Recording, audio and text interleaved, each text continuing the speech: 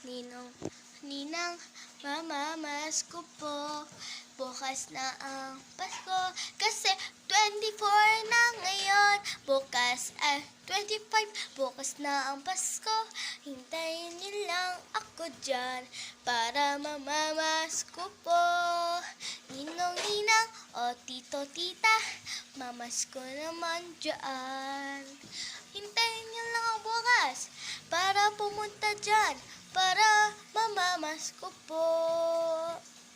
Ninong, ninang, mamamas ko po.